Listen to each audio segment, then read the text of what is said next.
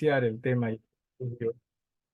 el estudio del bautismo escritural. Quisiera, antes de que ya nos introduzcamos en la parte que nos corresponde sobre el bautismo escritural, rápidamente dar lectura a Mateo, que estamos utilizando estos versículos, ¿no? Como base de nuestro estudio. Mateo, el capítulo 3, comenzando con el versículo número 13, nos dice de la manera siguiente. Mateo 3, del 13 hasta el 17. Alguno de ustedes que por favor dé lectura a este pasaje de las Escrituras y que estamos utilizando como base para el estudio de el bautismo escritural. Sin duda que no existe mejor ejemplo del cristianismo en líneas generales y a la vez también detalladas que Jesús mismo, ¿verdad? Él es el mejor ejemplo de nuestro cristianismo. ¿Hay alguno de ustedes que quisiera dar lectura a este pasaje?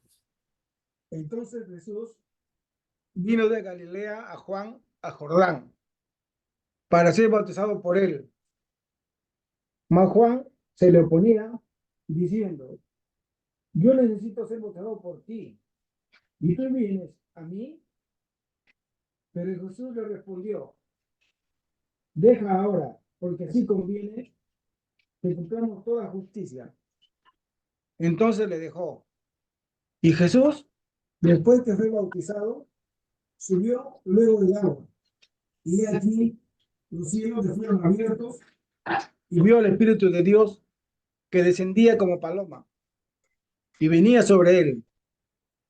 Y hubo una voz de los cielos que decía: este es mi Hijo amado, en quien tengo complacencia. Ok, muchísimas gracias, hermano. Cierto es lo que nos dice este pasaje, y ya hemos visto la mayor parte de este pasaje que nos ha ayudado a nosotros a contemplar cosas como, por ejemplo, quién sería el correcto candidato para el bautismo. Y ya hemos también visto, no se trata de lo que nosotros pensamos, sino lo que la Biblia nos permite ver, que sería todo aquel que es hijo de Dios, ¿verdad? Es un candidato para el bautismo, así como Jesús ya era un hijo de Dios cuando él vino hacia el bautismo. También hemos hablado en alguna forma de la autoridad para bautizar. Qué es esta parte la cual también más atención le vamos a dar después de terminar con este pasaje? La autoridad, ¿no? Divina para bautizar. Y habíamos visto que en el tiempo, pues, de Jesús era Juan el Bautista. Sin embargo, ya después de que Jesús asciende, o antes en realidad de que Jesús ascienda a los cielos, Él le da esa autoridad a sus iglesias, ¿no? Para que ellas también bauticen y enseñen todo lo que tiene que ver con la palabra de Dios.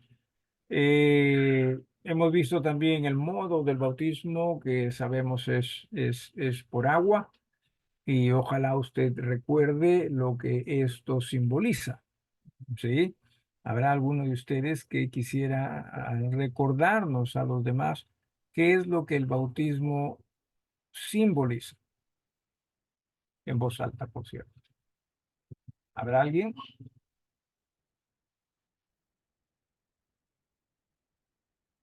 ¿Habrá alguien que quiera compartir qué es lo que el bautismo simboliza para el creyente?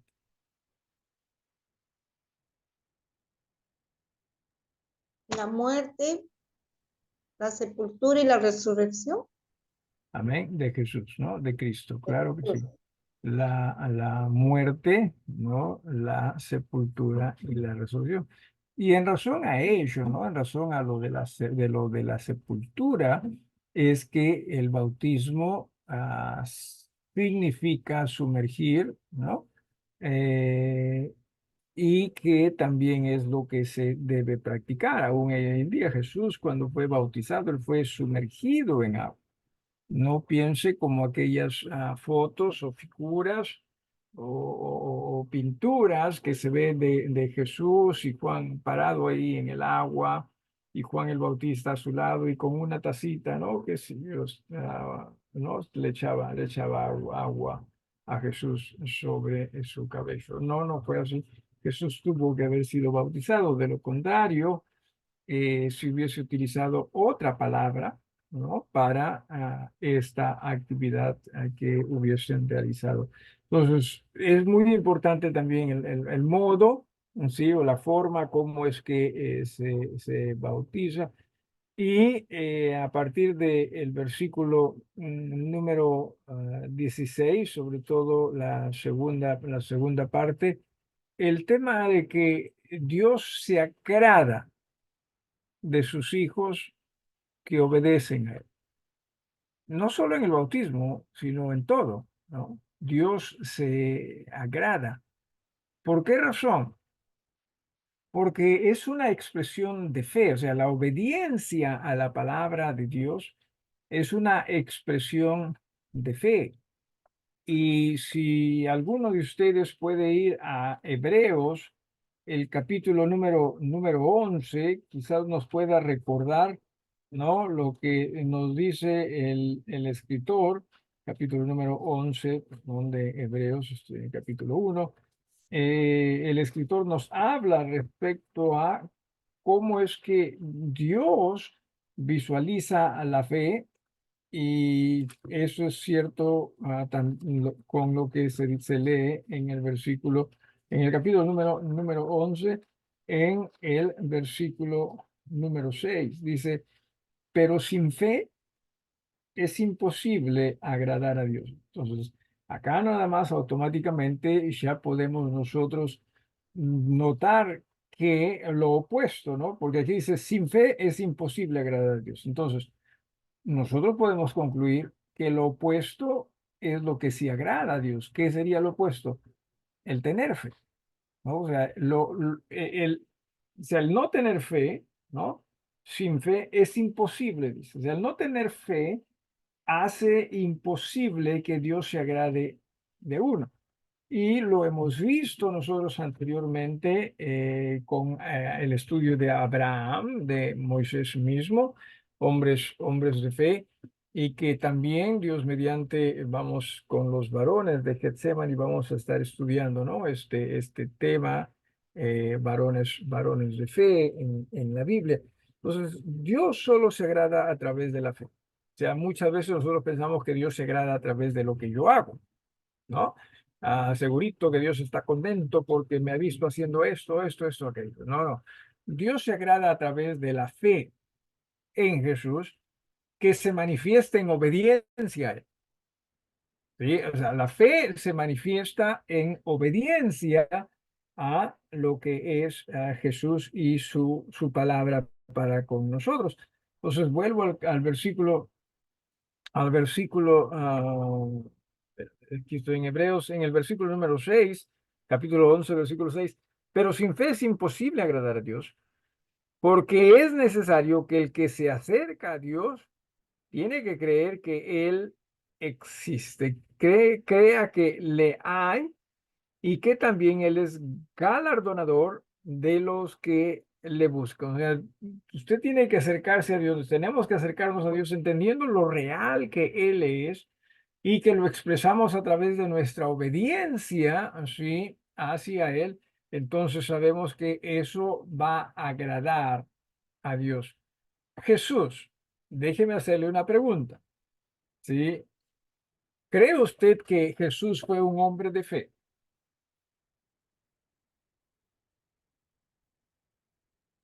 Pregunta. Como ser humano, ¿cree usted que Jesús fue un hombre de fe?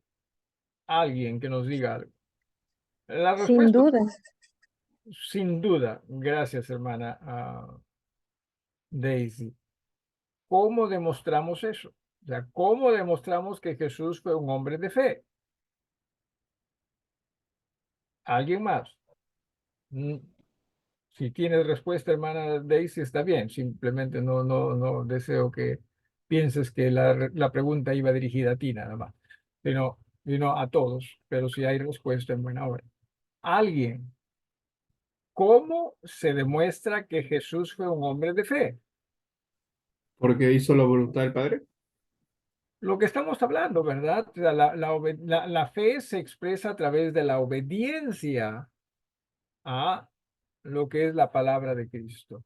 En este caso, Jesús expresa su fe al Padre a través de la obediencia también a su palabra, a su mandato, ¿sí? A su dirección. Nosotros muchas veces pensamos que la fe la manifestamos a través de conseguir todo aquello que queremos de Dios. No, eso no es lo que enseña la Biblia. Sí, que si Dios le bendice a usted con algo, amén, también por eso, ¿sí? Pero no es eso lo que dice la Biblia. La Biblia enseña que es a través de la fe que se agrada a Dios y sabemos que la fe es creer y obedecer a nuestro Dios. No sé si hay alguna pregunta de parte de ustedes, hermanos. ¿Hay alguna pregunta en cuanto a esta parte? ¿Se da cuenta entonces que ciertamente si entendamos que no existe mejor ejemplo del cristianismo que Jesús mismo? ¿Sí? Muchas veces nosotros nos dejamos ah, atraer por la fidelidad, por ejemplo, del apóstol Pablo, la dedicación, ¿no? De quizás de Pedro y de otros también. Y cierto, hay que darles crédito a ello, o a ellos, perdón. Pero entendamos, sí, que por sobre todo nosotros debemos mirar a Jesús y Jesús es el mejor ejemplo de cristianismo en todo aspecto del mismo.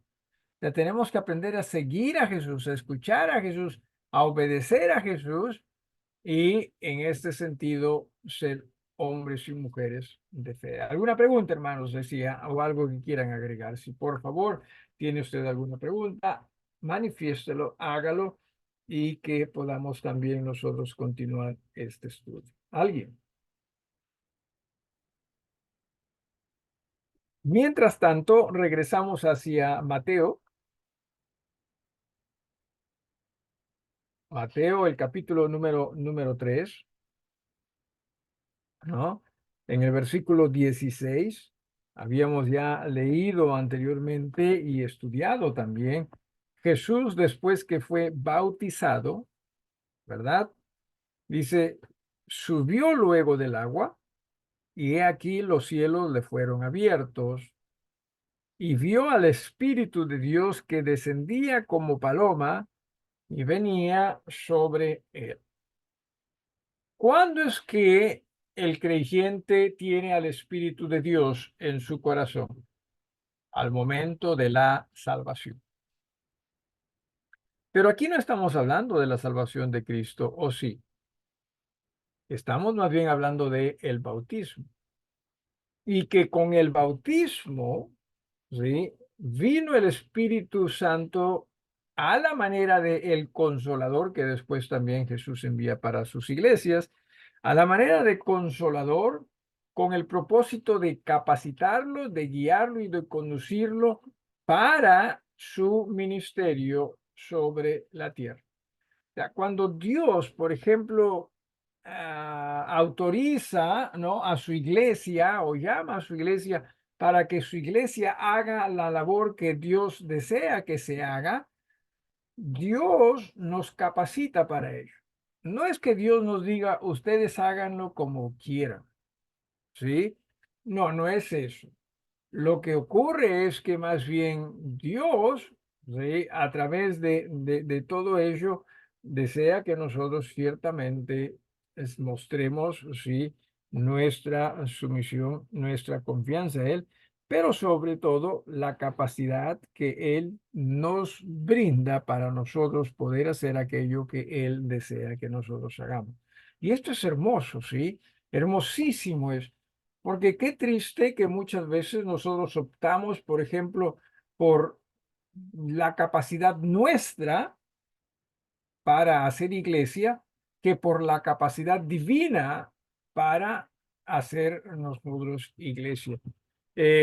Muchas veces nosotros optamos por nuestras propias estrategias que por aquello que el Señor desea que se haga en sus iglesias. Entonces, tengamos mucho cuidado con ello, no nos equivoquemos y sobre todo no dejemos de lado a Dios en lo que se refiere al servicio o a nuestro servicio a la iglesia. Entonces, cuando dice los cielos le fueron abiertos en el versículo 16 a la mitad, y vio el Espíritu de Dios que descendía como paloma y venía sobre él. Entonces, esta parte no se refiere a que Jesús recién allí fue hijo. No, ya era hijo de Dios. Esta parte se refiere a que el Espíritu viene para capacitarlo para la labor que Jesús iba a realizar en su ministerio en esta tierra. Es más, permítame hacerles esta pregunta. Una vez que Jesús comienza su ministerio, ¿qué fue una de las primeras cosas que hizo y que el Espíritu Santo lo capacitó para hacer? Y les voy a ayudar un poquito. El Espíritu Santo lo capacitó para soportar. Ahí nada más cerquita a cuando Jesús inicia su ministerio.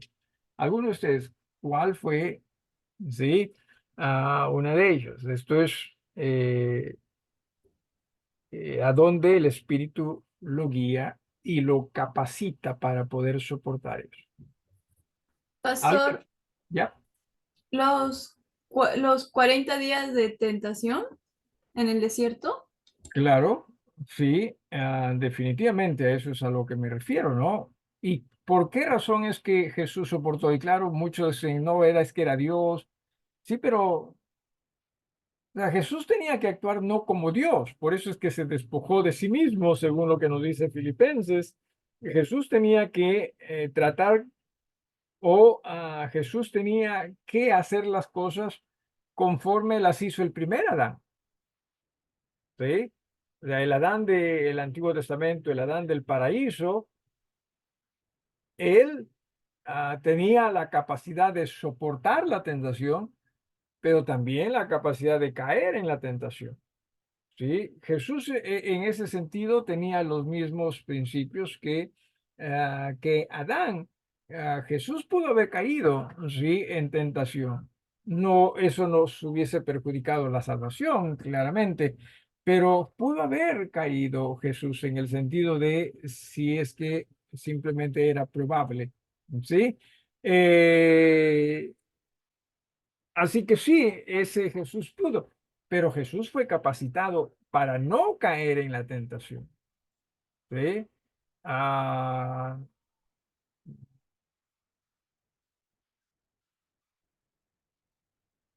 disculpen, está pasando una ambulancia por acá y la verdad que yo no podía oír. No sé si ustedes podían oír la ambulancia, pero bueno. Entonces decía, ¿no? O sea, Jesús fue totalmente capacitado por el Espíritu Santo para la labor que él iba a ejercer. Como en el Antiguo Testamento también, ¿no? Había una ceremonia cuando se elegía un rey de ungirle con el aceite. El aceite representaba al Espíritu Santo. Entonces, ellos llegaban a ser hijos de Dios cuando los coronaban como rey. No, la idea era que sean hijos de Dios antes y más bien ya estando siendo hijos de Dios, se le ungía como rey, capacitándolo para hacer las cosas buenas según Dios y en favor también del reino de Dios. ¿Sí me estoy dejando entender? ¿Alguien con alguna pregunta o algo que quiera agregar? Pastor, Ya. si fue capacitado para la tentación, podría, o sea, decirse también, o sea, capacitado para no pecar, o la tentación ya es Como nosotros, en este sentido, como lo fue Adán. O sea, Adán, no se piense que tuvo que pecar, no, Adán estaba capacitado para no pecar. Sí, o sea, en ese sentido también el Espíritu capacitó a Jesús para no pecar. ¿Sí? y como que también va con todos nosotros. O sea, Jesús nos capacita a nosotros en el Espíritu para nosotros no pecar, ¿sí? Pero el pecado se ha vuelto tan común en nosotros que simplemente en lugar de pedir perdón a Dios cuando nos equivocamos, simplemente lo justificamos diciendo, no, pues es que ya uno no puede ser perfecto, ¿no? Entonces, cosas por el estilo. Pero el Espíritu sí nos capacita y capacita sobre todo a su iglesia, entienda usted. Cuando viene el Espíritu Santo, ¿sobre quién viene? ¿Alguien se acuerda?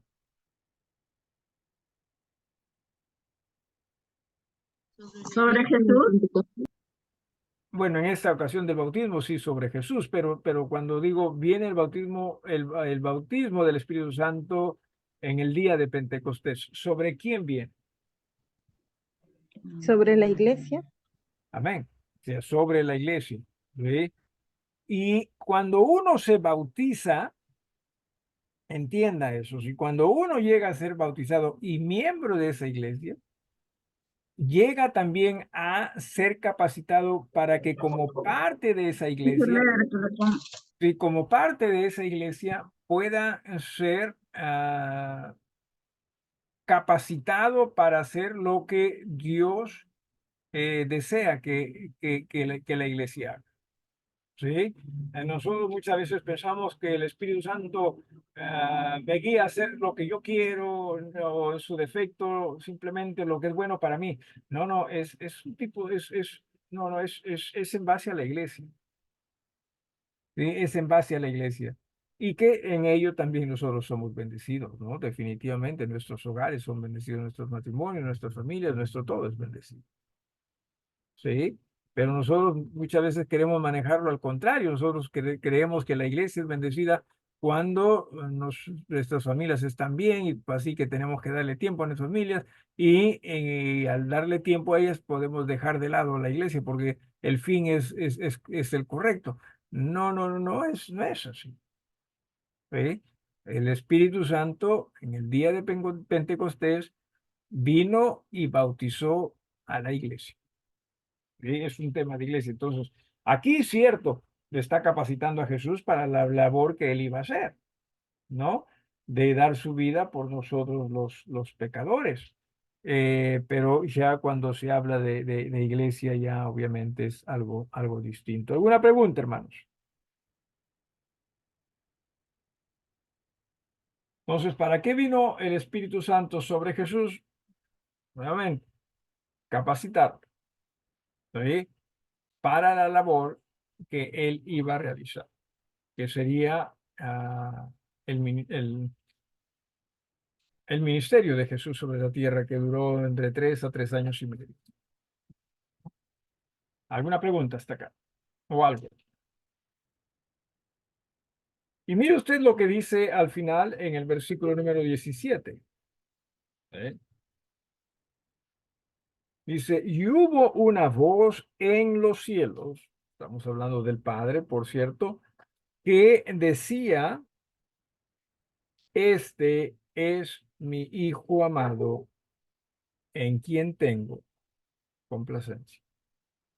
Usted me ha escuchado decir esto en algunas ceremonias del bautismo, ¿no? En las ordenanzas, en el cumplimiento de la ordenanza del bautismo, diciendo, Dios obviamente no va, o sea, nosotros no, los presentes, no vamos a escuchar una voz del cielo, ¿no? Así como se hizo en el bautismo de Jesús. No lo vamos a escuchar.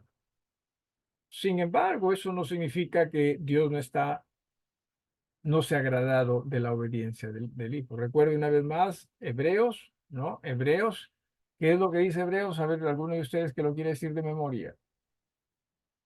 Les ayudo. Sin café. Sin fe es imposible agradar a Dios. Muy bien, muchísimas gracias, hermano. ¿Te gusta el café a ti, hermana Giovanna? De vez en cuando. Bueno, sin fe, sí, recuerden, sin fe. Entonces, en este sentido, también nosotros debemos comprender que así como Dios expresó su complacencia por la obediencia de Jesús en fe, ese Dios también va a estar contento y complacido por nuestra obediencia cuando nosotros comenzamos, ¿sí?, a agradarle a Él a través de nuestra obediencia a Él, esto es a Jesús, en el bautismo, que sería como nuestra el primer acto de obediencia pública, ¿no?, dentro del reino de Dios. Y Dios va a querer utilizar a todos aquellos que somos miembros de sus iglesias. Ujú. Qué hermoso, ¿verdad? Qué hermoso es ello. Dice nuevamente el versículo 17, y hubo una voz de los cielos que decía, este es mi Hijo amado. Obviamente cuando hablamos de Jesús ya estamos hablando pues de cosas mayores, ¿no? Estamos hablando del santo, estamos hablando del perfecto, estamos hablando del puro.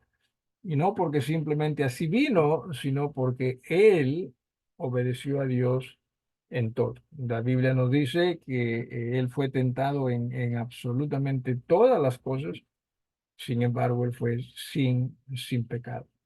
Entonces, Él desea que también nosotros, sus iglesias, podamos ser vistas por Él con agrado. ¿Y cuándo es que vamos a ser vistas por Él con agrado? Cuando nosotros hagamos, sí, las cosas como un acto de fe a través de la obediencia a Jesús. A través de la obediencia a Jesús. También comprendamos, por otro lado, que si usted, sí, todavía no, o siendo creyente, todavía no está considerando el bautismo, entienda que así como la salvación, en la salvación, sí, si uno no acepta a Jesús, uno lo está rechazando a Jesús. Por más que uno diga, no, para más adelante, pero uno lo está rechazando a Jesús. También entiéndase que en el bautismo, si es que uno no está obedeciendo a Dios, por más que digamos, no, no, pero ya no es tan importante como la salvación. No, no, es igual de importante porque es solo a través de la fe que nosotros podemos agradar a Dios y en este caso también obedecerle en el bautismo. Eh, Ahí nos quedamos, hermanos, en esta noche, salvo que haya preguntas que quisiera usted compartir. Ya hemos visto esta noche, repito, lo que sería la base del bautismo, el ejemplo del bautismo escritural. ¿Sí? A partir de la próxima semana, Dios mediante, vamos nosotros a dedicarnos más a lo que es la autoridad del bautismo, porque les dije desde un comienzo, a eso quiero apuntar. Sin embargo, teníamos que primero establecer las bases para este estudio que lo hemos hecho a través de este pasaje. ¿Alguna pregunta?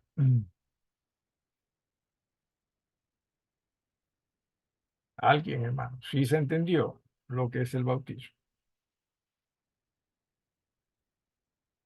Muy bien, vamos entonces a dirigirnos al Señor en oración. Hermano Renato, por favor, si nos diriges, ¿estás ahí? No, pastor, ha ido al baño. Ay, ay, ay, este hermano, pero desde el baño no puede, no, no, mejor no, no, no, no sé. Mejor no nos metemos por ahí. Hermano Eduardo, por favor, ¿podría usted dirigirnos en esta oración? Si se acerca al micrófono, eso sí, para poder escucharlo. Sí, hermano.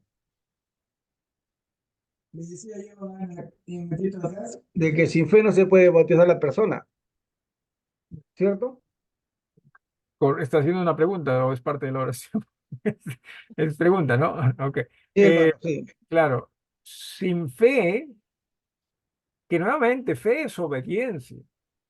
O sea, cuando se habla de fe, no se piense pues que, no se piense ya que absolutamente voy a ser perfecto, ya absolutamente sí, no hay nada me voy a equivocar. No se trata de ello, sino de lo que se trata es, sí entiendo que es a Jesús a quien debo obedecer, porque Él me salvó, ¿no? Ya que uno es hijo de Dios y Él es mi Señor.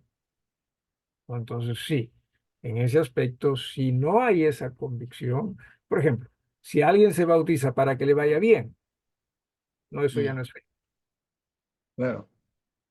No, eso ya no es fe, eso ya es conveniencia. No, no, porque la Biblia no nos enseña que hay que bautizarse para que nos vaya bien, ¿no? Como nosotros lo planteamos muchas veces. Entonces eso ya no sería, ¿no? Porque no sería obediencia. Ajá. Adelante, hermano. Ya, hermano, en reverencia. Gracias, hermano.